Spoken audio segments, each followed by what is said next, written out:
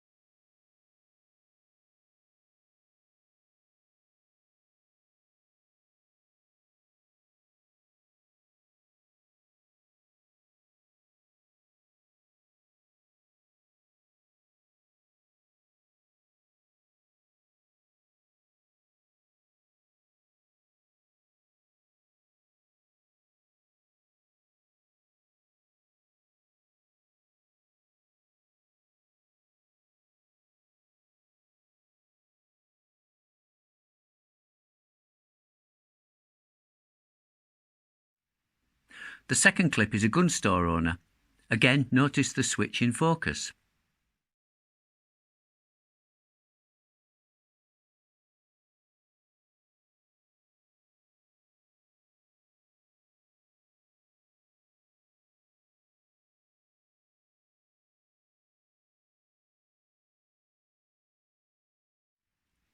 Both of these guys were able to neutralise the threats that the criminals presented because they had the means. They'd both trained, one with fists and the other with guns, and they were able to recognise the threat instantly and switch on, if you like. So what can we learn from this? One, having the means to defend yourself is not only important but can be vital. Two, having a certain level of training is important if you wish to be effective. And three, if you're not big and strong like the boxer, a gun or another weapon can level the playing field considerably.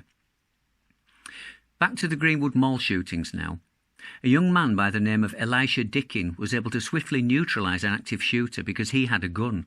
He had some training and he was able to recognise the threat and act appropriately.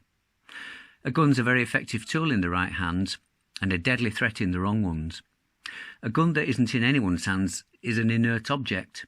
It all comes down to who's using it. Much like cars. A car is a useful tool for the majority of law-abiding citizens, but it can be a lethal weapon in the hands of a criminal. So if one young man whose training had been given to him by his grandfather was able to avert a catastrophe by being prepared and acting appropriately, what more could 376 police officers do when an active shooter showed up at a school in Uvalde, Texas, and began killing children and teachers? Police officers with plenty of weapons and training? Well, not much apparently. Some stood around using hand sanitizer and looking at their phones, some arrested desperate parents. Some parents had to run into the school and rescue their own children as police waited around an hour before finally acting. 376 police. It'll hardly go down in history as another Thermopylae. It seems that there are more things to learn from this. The state sets itself up as the defender of its citizens. This is glaringly not the case, and under the present United States administration, the state wants its citizens to relinquish even more power by giving up the right to bear arms. This seems odd, since arming decent citizens would seem to be an effective way of combating armed criminals. Law-abiding citizens are not the sort of people to carry out mass shootings, just as law-abiding citizens are not likely to drive their cars into crowds of pedestrians. It's also the case that age ought not to be a barrier to the right to bear arms when one looks at the case of Elisha Dickin, or even more strikingly, that of the then 17-year-old Kyle Rittenhouse. So why does the state insist on trying to disarm its citizens in the face of evidence that this is a bad idea? The answer would seem to be that the state has become so corrupt that it distrusts and even fears its own citizens. After all, the state purports to be there for the good of its citizens.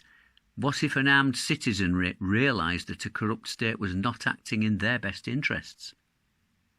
Here in the UK, the law forbids its citizens from carrying weapons, and that goes for anything that could remotely be deemed a weapon. We're basically sitting ducks. The UK state currently acts with impunity against the wishes of its own citizens. At the moment, it's engaged in the importation of an army of thousands upon thousands of fighting-age men across the English Channel, even using its own border force vessels as a taxi service. Can you see the slap in the face that the state is giving to its citizens for daring to vote in favour of Brexit, i.e. for voting for more border security and less immigration? Don't let the same happen to you in the United States. If they manage to take your guns away, it'll be the end for you.